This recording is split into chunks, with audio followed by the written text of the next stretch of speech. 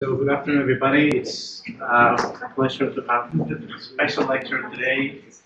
So I thank Jill for coming and giving a talk. It's a little bit different to the usual talk. So the idea is to give a overview of some of the main issues you have to think about when you're doing a figure for a paper, for a presentation, for a poster. This is not usually taught, and it's as important as when Scott gives his how to give a presentation. So I gave you my experience as associate editor of Journal of Pathology. Every time I receive a new paper, the first thing that I look is the abstract. The second thing that I look is the figures. And if the figures are no good, doesn't mean that I'm not going to read the paper. But if they're very good, it's an add-on to let's say, review the paper or have a good impression about it. So these are very basic concepts, how to handle color, figures, what to plot, how to use it, that I think is going to be very useful. And this also provides services here as an illustrator, so I'm sure you're going to tell us a little bit about that. Yeah, Thank you very much. Thank you. Thank you for inviting me.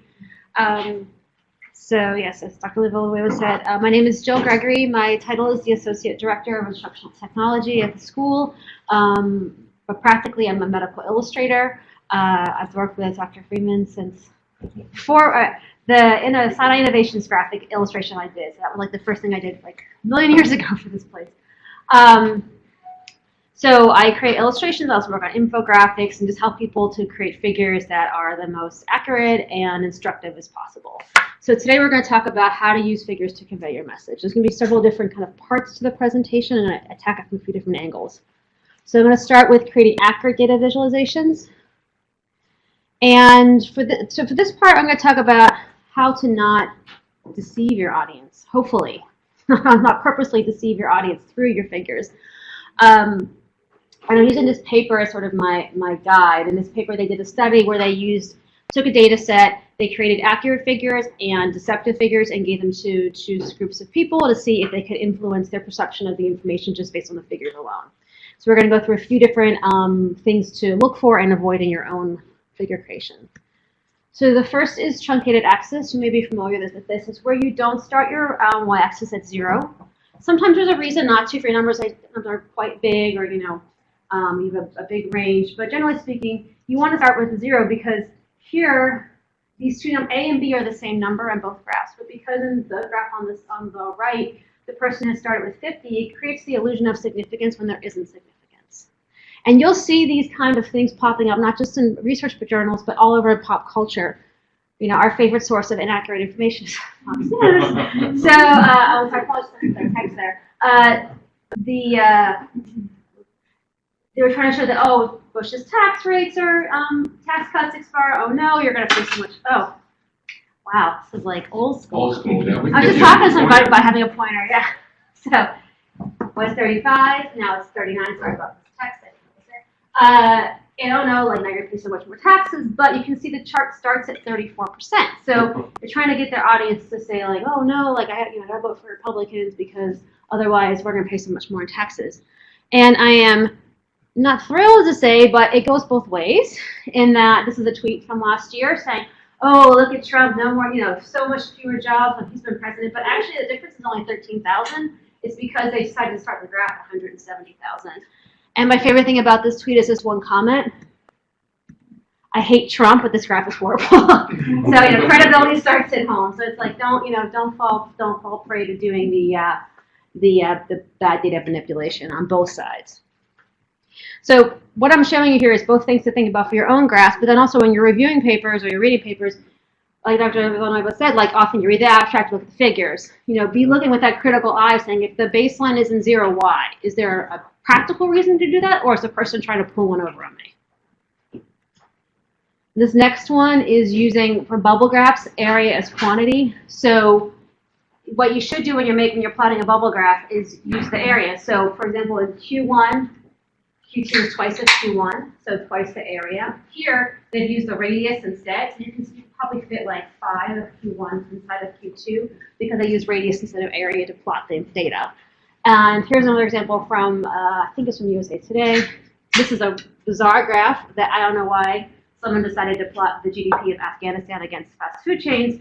But you can see here, Starbucks, 4.1 billion in sales. McDonald's 41 billion. This is 10 times, but you could probably fit, 50 Starbucks logos. It's because they increased the height and then proportionally increased the width. They went with they didn't use proportions correctly. So you want to keep an eye out for stuff like that as well. And if you have any questions, by the way, please feel free to interrupt me. The next thing to be thinking about is your aspect ratio. So say like you have a reaction that you were expecting to take 8 days and it finished in 4, and you're like, oh crap. So okay, well I'll just make the graph, I'll just stretch it out and cut off those days of my experiment. Or conversely, say you wanted it to you don't want it to go slow, you wanted it to go fast. You can just add a few extra days here at the end, and now all of a sudden your angle is steeper. But maybe that's not right because this data is not even supposed to be there. So this is the part where you want to look at the paper, read like the methods, and see like is it what they're showing here accurate to what they're actually the premise of their experiments and your own as well. And if you look at our real estate, here is some huge sales increased volume in Sacramento County. So from February to June, you see this huge spike in housing sales. So if you're thinking about selling your house, you might think, oh, well, is this a good time to put it on the market? I don't know. We have so much activity in the market.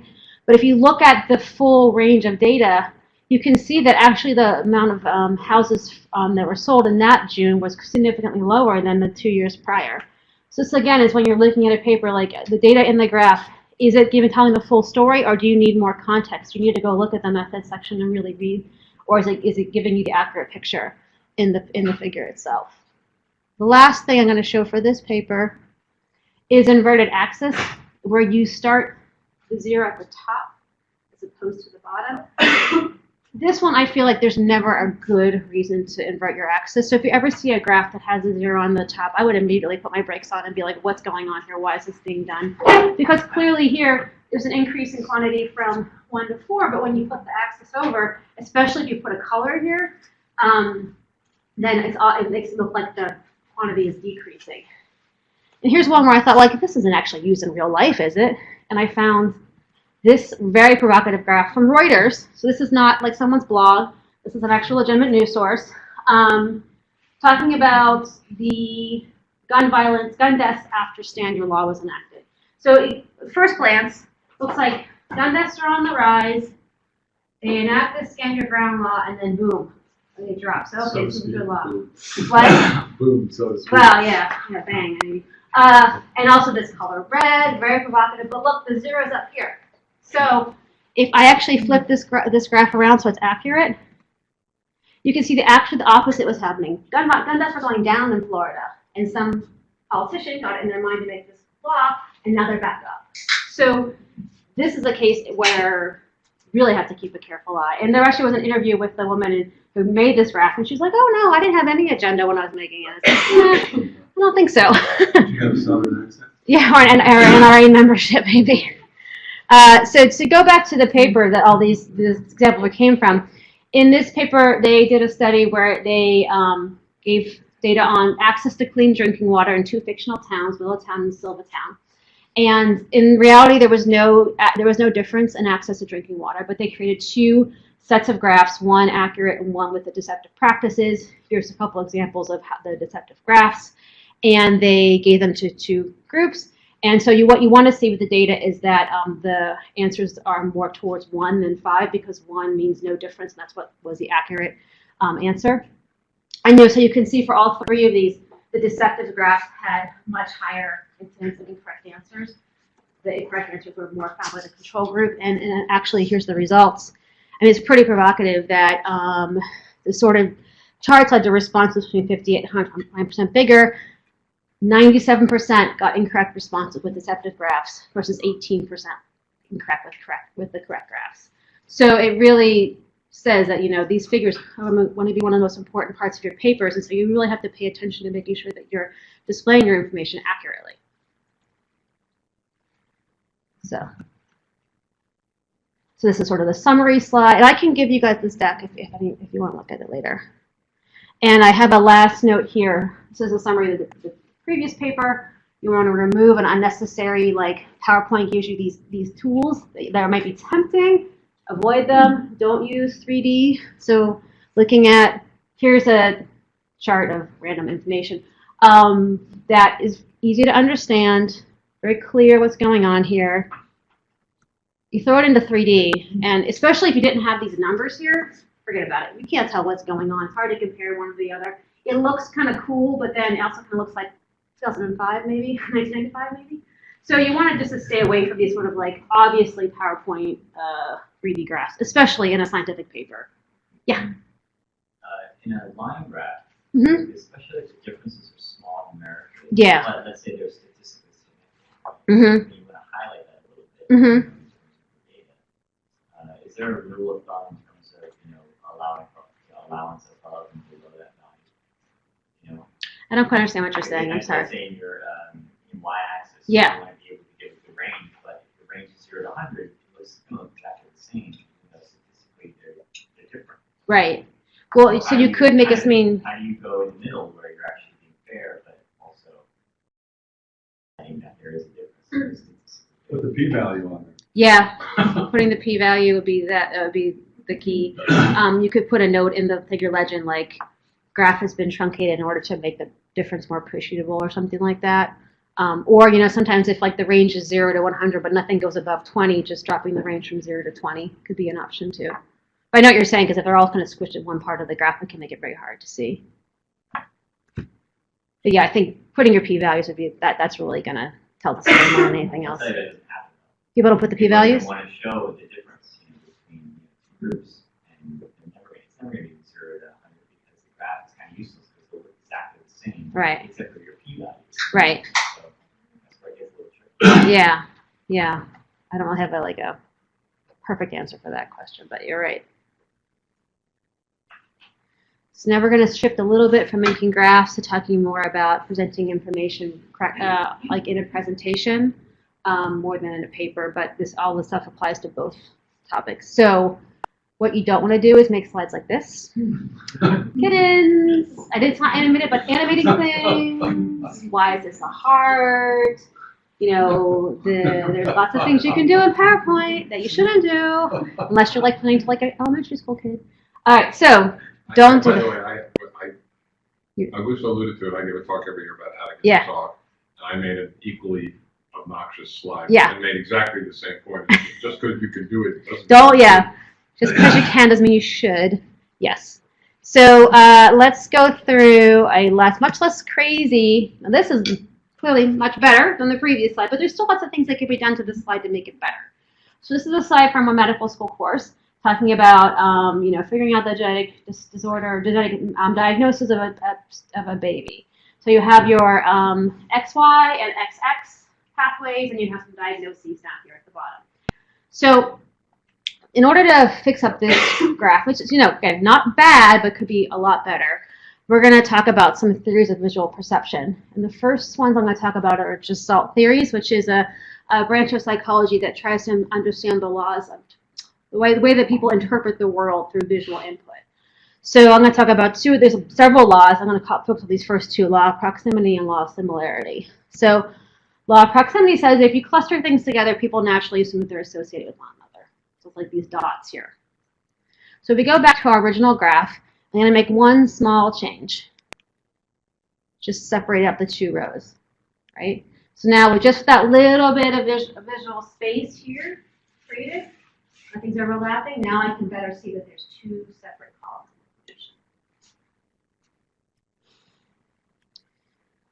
The next law is law of similarity, which is again like when you see them, you're like, well, of course, this makes sense. That your mind will say that things that are similar go together. So the black dots go with the black dots, the gray dots go with the gray dots. So again, going back to our slide that I've now moved the columns apart. Now I changed the two columns. So again, it's just small things, but now but compared to the beginning, it's very, very clear that there's two rows of data here. Two columns of data, sorry. Well, this could also be a build would help this too, so you do one at a time. Animation. Oh, yes, Yeah, exactly. Yeah. Exactly. This first is kind of like a wall of information. So you could, start with the XY pathway and then go to the XX or take a step Build it down. down, yeah. Exactly. Very true. So a couple laws I couldn't find in the gestalt theory, but I thought were important, so I made up my own laws. Law of consistency and law of alignment. So Similar to a law of similarity, talking about now difference. Like you only want to keep things consistent if they're the same, and only use difference to point out something that's unique or special. So when I first got this slide and was looking with the faculty member, I was like, okay, well, there's two things with circles, so they must be related. And I'm like, oh, family history and progesterone level, like what do those have to do with each other? Nothing. And they're on the same level here on the graph, which would make me really think that they're related. And I asked the faculty member, like, why did you use circles? And she was like, it's just picking out shapes. I'm like, well, maybe not. Because there's circles here, here's a surgery, here's drugs, and then we have a flag, a rounded thing. So, it's like a lot of visual noise here and things that the least important thing in a flowchart is the boxes. So you want to give the least amount of your attention to those. So what I did was I just changed all those different shapes to very thin boxes. Made the lines much thinner so that the words are what stand out, because the words are what's the most important thing here. And maybe secondarily the arrows, because they're connecting the different boxes. So conversely, now I've made things similar so that that less important information fades into the background. But one of the more important things about this slide are the diagnoses, right? There's 4 along the bottom, and then there's 2 in the middle, I think just for the space. And what I was thinking was, okay, well, what the faculty member wants the students to understand what's most important is how to diagnose these patients. So here now I've made those diagnoses stand out so that your eye will go to those first and say, okay, here's the important information. Here's what I'm going to end up with when I'm working on this these kind of children is I want to know which one of these 6 options is the answer. Law of alignment says your eye moves most easily along a straight path. So if we're looking at this chart and I want to get to figure out how I would get to this diagnosis, here's the winding trail. My eye has to go up, back, forward, diagonal, back, diagonal. And the same thing's true on the other side of the chart. So what I did was I just lined them up. And in PowerPoint, you can select objects and then pick a line. You can pick a line to center, so it just snaps everything so it's perfectly in line. So that's what I did. And then I didn't mention this, but I just chose one arrow type. There were about 6 types of arrows in here. Again, unnecessary. Just pick one and stick with it. So now you still have to kind of take a little bit of a journey, but there's a lot less twists and turns. You want to just smooth things through for your reader or for your audience. So if we look at this before and after, I didn't do any fancy illustrating. I'll use just the basic tools in PowerPoint. But I think you'd agree that the slide on the right is much more easy to digest than the slide on the left. Jill, one comment that Yeah. I point out is I tell people to avoid using serif fonts, so either use Gregory or Arial or any of those. Is it the room ringing? Okay. So generally speaking, the kind of like the. Is that? Oh, I think it's the video conference phone ringing. I think it's this thing. Yes. Someone trying to video conference in, maybe? Do you know if anybody's? There's no landline. Oh, there's not? Can't Oh. call in. I can just ignore it. Yeah, I'm going to turn Just it turn the off. volume down, maybe.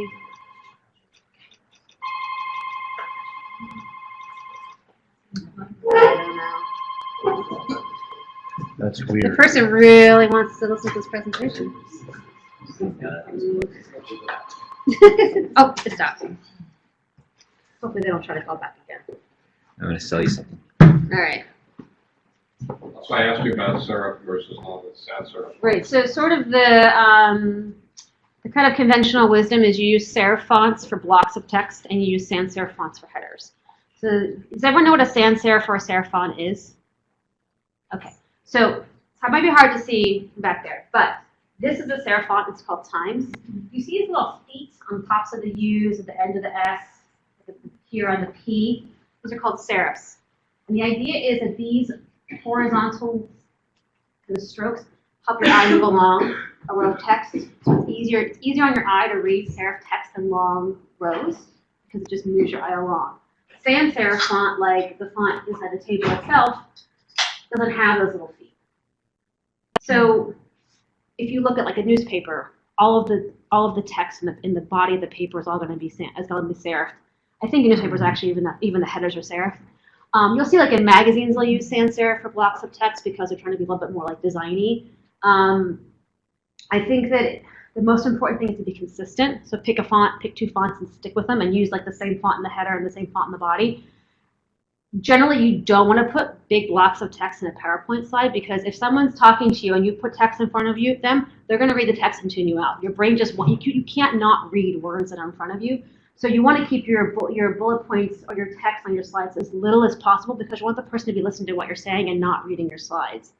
So in that case, so having serif font is crucial because you should only really have like little bites of information in text form on your slides.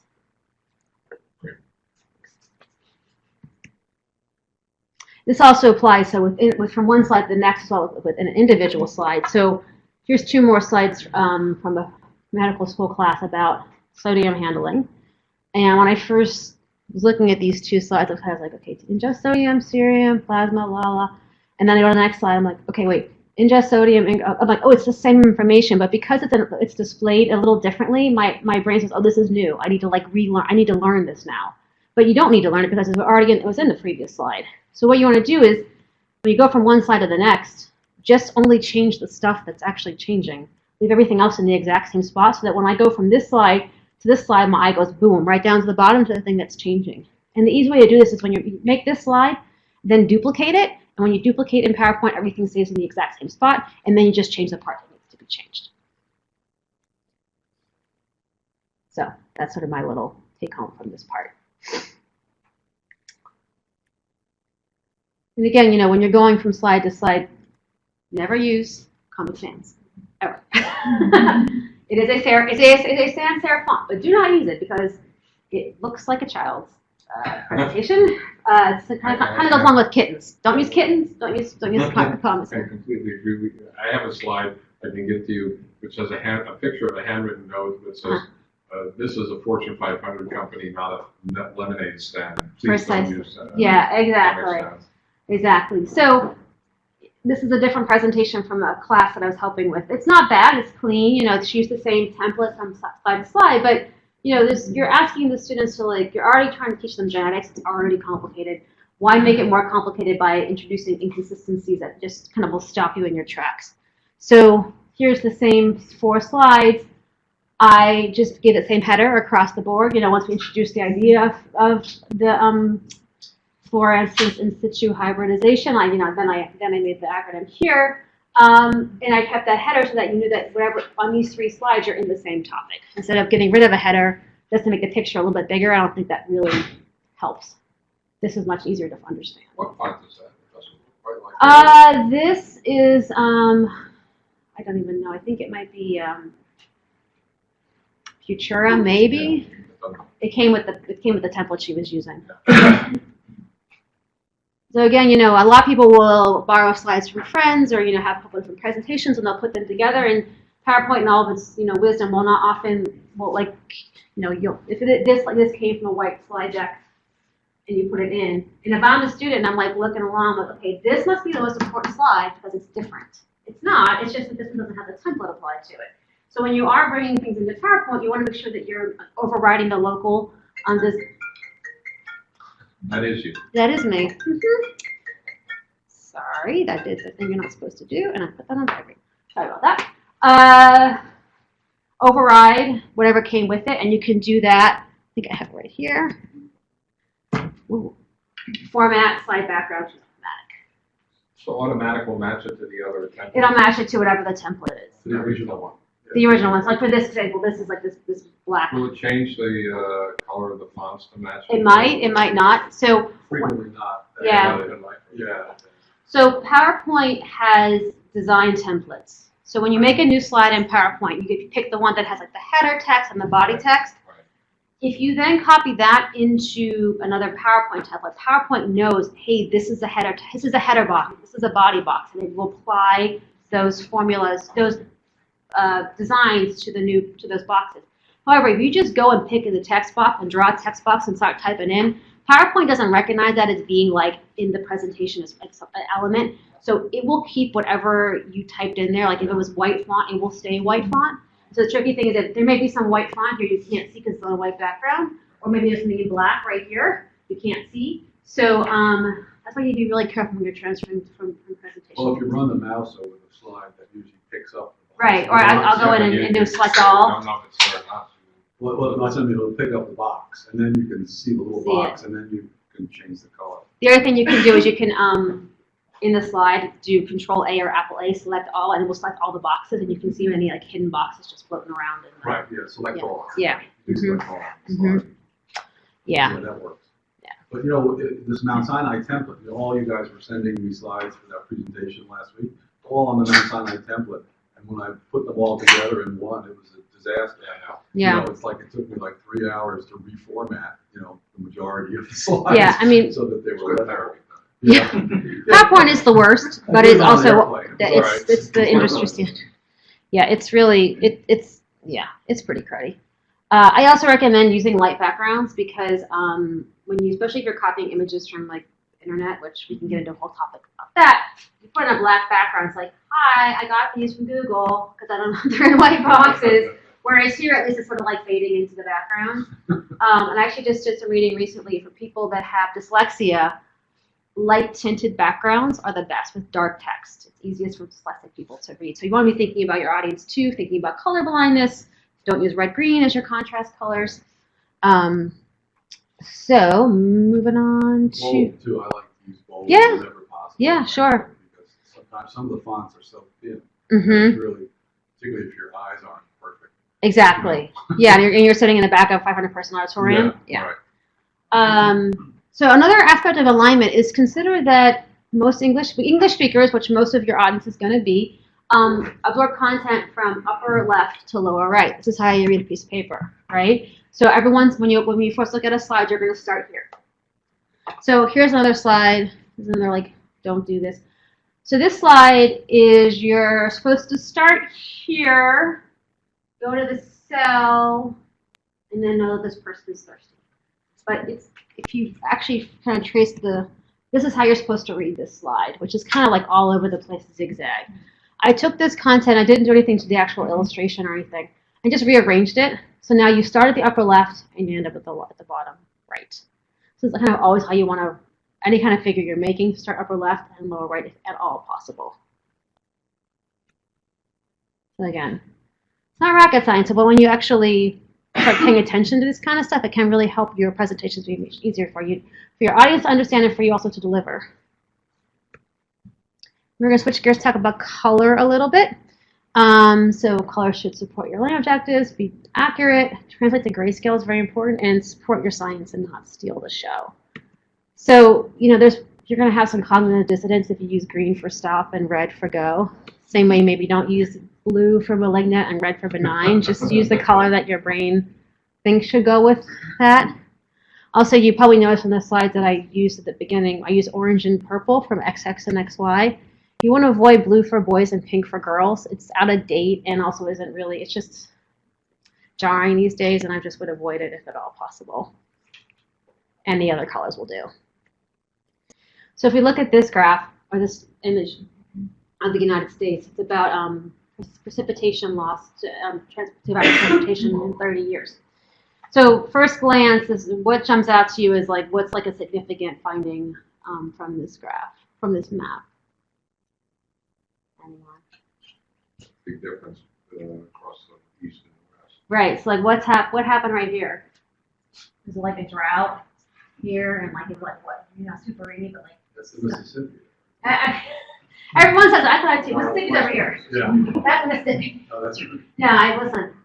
Our East Coast bias shows it's out west or something. So the actuality, there is no significant change there. If you look, the difference between this value and this value and this value are the same, 0.1%. But because these colors are so different in hue, and these are so similar, it creates the illusion of a drop-off. And I think I have it a little bit blown up here. So you can see these colors are quite similar in one way and different in the other.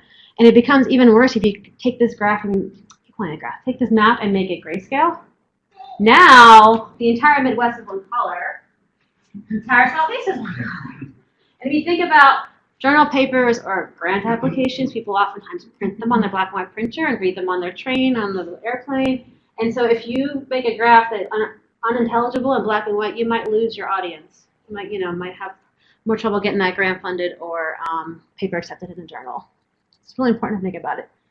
And this is a fancy chart someone made in some fancy software. But if you think about like even PowerPoint, like the default colors in PowerPoint, you might think to yourself, well, Microsoft's a billion-dollar company. They must have hired like really good graphic designers to make their color templates. They must really know what they're doing. But I'm here to tell you that it's not true. Because here's the default. Looks great. Different colors, easy to read, converted to grayscale, and 3/4 of those colors are the same, essentially. In a simple graph like this, it's pretty easy to figure out which group is 1, 2, 3, 4, but imagine adding a few more data points to this and it becomes pretty much useless. So instead of using the default colors for PowerPoint, I suggest using things like this, like a range of blues here, where it's very, very clear in black and white. And if you're not sure, print it out and just see what it looks like in black and white. This is also helpful for colorblind people. So you're trying to make sure that you're addressing the biggest audience possible. So I'm going to go through a few examples from my work of things I've done with clients to help them make their figures better. Now, I am a professional illustrator, so my work's going to look, I hope, very nice, but the principles will be the same. So this is a figure about an experimental method. Can anyone tell me the huge error in this figure? This is like she cobbled it together from our reference images. Well, there's a lot of things. This Yeah. text is way too small. Well, but just content-wise, is this person's tonsil? She got that from a published paper that she just like cropped out because she wanted to show like a similar method. So, yeah. Well, you always got to be careful. They both begin with a T. Well, they're glandular, but yeah. So this is the figure I made for her. So, yes, I can draw a face, but also like basically most of this figure is circles and lines and arrows and boxes. So you want to keep everything consistent. So basically the big difference is how they did this different kind of suspension of single cell versus tissue block. But the rest of the method is the same. So I can make everything the same and just change the one thing that needs to be changed. This is another figure for someone from the allergy department, allergy medicine. She did a pretty good job of drawing cells in PowerPoint. But again, there's a lot of arrows happening. Some are curved, some are diagonal. Also, as I was talking about, going from upper left to lower right, her symptoms, the result tucked in over here and over here with kind of a weirdo arrow. So, I want to make sure that all the it's funny, like I get different laughs from different jokes and different audiences. All immunology slides look like this. Yeah. I mean, Well, actually, this one's less complicated than most. It's actually meant to obfuscate. Yeah. The secret society. I know. I've done a lot of immunology drawing here. I don't know. I guess it's a very visual kind of pathway type field. So I've actually been setting up my immunology recently. So this is my version of the same figure. Again, I can draw cells better than her, but I'm keeping everything lined up. Start with red, end with red. The end results are here at the lower right, and all the arrows are lining up nicely. So it's just about keeping things consistent and as lined up as possible. And maybe using a double-headed arrow instead of 2 arrows. This clearly changed a lot from her draft to my draft. She changed some of the different things, but I flipped the content left to right so that the symptoms over here would end up on the right. Symptoms all on the left are they're not bolded, where the basophils are bolted. Right. Like Exactly.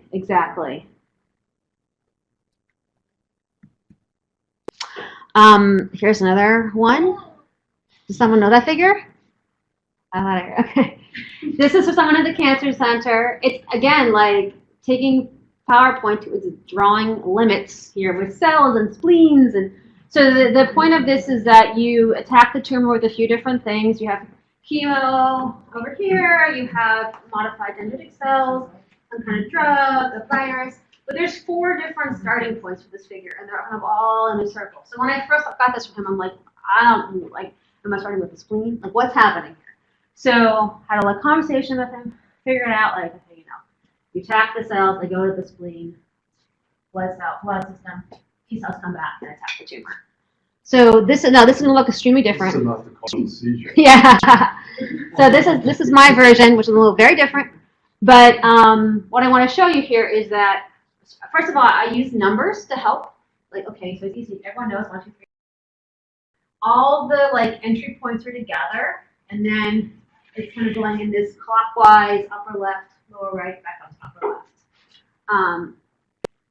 And I chose to use lymph node instead of a spleen just because I already had drawn a lymph node. But what I actually did was I took his original image and I just reordered it in PowerPoint. So this is his drawing, but again, now we're starting at the upper left, talking about going to that spleen, play back, and actually these should be up here. But anyway, so you're getting that same. So it's not about being able to draw necessarily. It's about thinking, how do you reorder something in order to help it make it easier for your audience to understand what can be very complicated. And I also, this doing it key is not a bad thing, but there's a concept called split attention in instructional design, which is where you have to like bounce your brain or eyes between two different parts of a figure. You want to try to avoid that as much as possible. So labeling things inside the figure as opposed to putting them on the side can be helpful. There are some times where you just can't get away with it. If a figure is so complicated or a chart so complicated, you have to put like a key on the side. It's not like it's a bad thing to do, but I always try to tuck the labels inside the figure, especially when you have it labeled here and then you put it over here. Like why? Just get rid of it. Of course, I had to show something from you.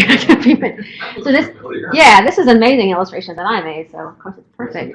But this is we're talking about having things come in sequentially. So what I did for this one is we created this and then I broke it up, and so that as Dr. Freeman has given this presentation, you introduce the topics one by one so that you kind of capture your reader's attention, or your viewer's attention. I also think it gives kind of a little bit of like what's going to happen next, some interest. And this is easy enough to do in PowerPoint, and I can show anyone who wants to see how to break up a presentation, a slide like this, and put it into PowerPoint. You forgot to put his graph. No, I wouldn't do that. Actually, I think you do good drafts. Yeah. I would never do that to you. Actually, I don't usually even include the drafts in any. I didn't take it out just for this presentation. I don't think I even have it anymore. So the thing I want to leave you with though is that you can do it. So I mean, I made this with fancy design software, but here's something I made in PowerPoint, and these are all just the shapes that PowerPoint comes with by default. And this one is more like for a science audience, but if you're going to be talking to maybe a more general audience, you can just simplify it and just use more common language. And you can even get down to just talking about it as an analogy. So thinking about your audience and knowing that you all know the science is just thinking about these principles and you can make nice figures. And that is the end of the content. I'm just going to finish up with a little bit about resources.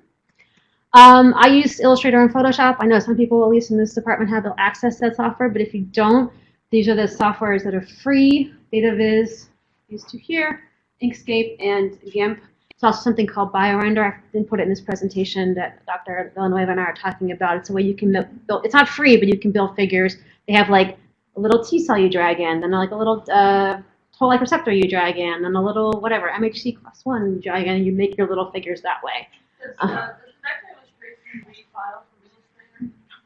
I believe so. Yeah. I'm sorry, if you use those like cells and want to create your own figure, how do you reference the website? I don't know what their terms of service are, but I think that the freeware you'd have a watermark. But I think if you purchase the software, you don't have to reference it. I think it's just you're paying for the service. But don't quote me on that. I would check BioRender's website about that. And also Mount Sinai Brand Center. Are you guys familiar with the Brand Center? Yeah. It's where they have all the logos, PowerPoint templates. So if you want to, wow, this is the biggest reaction of the whole time. Darn. So it's MountSinaiBrandCenter.org. There is a sign-in process. You have to enter your email and make up a password, but it takes like literally 3 seconds. And then this is where you can get like this template, all the like nice, beautiful logos. They also have like information about like what is branding, your role in the brand. Like if you are really interested in marketing, you can learn something about that there. Yeah, and they have like the CMYK and all the colors for the actual official colors for the hospital. Guidelines you have to follow. about where to place things, where to put logos, you have to be really careful about Yeah. stuff. Yeah, like if you're gonna make something official, I maybe would talk to somebody in marketing, but you know, just for your own like presentations at conferences, I think if you use their templates, you're pretty safe. Yeah, who's gonna catch Listen, they got spies everywhere. them? So that is the end of my presentation. Any questions?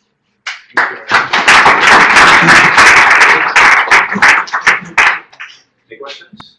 First a comment, and so, thank you. Oh, you're welcome. Bill. Thank you.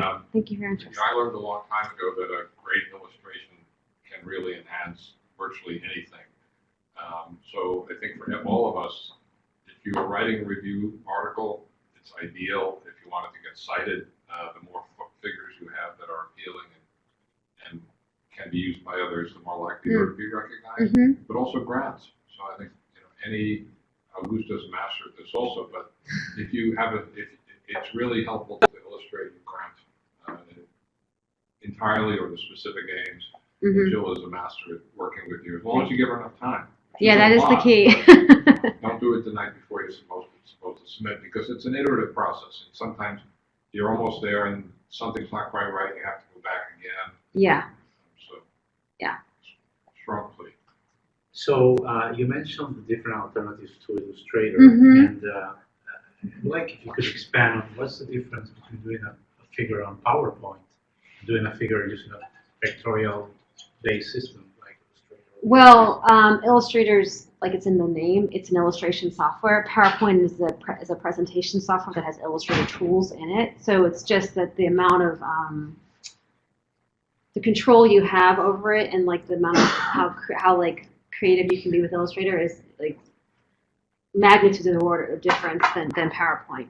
And it's also a complicated software that took a whole class to learn. So it's not something you can just pick up on the weekend unless you're really, if you're like super interested, you can learn it, but it's not something that's super easy to learn. And I have said I would give workshop on it. I'm glad to do it.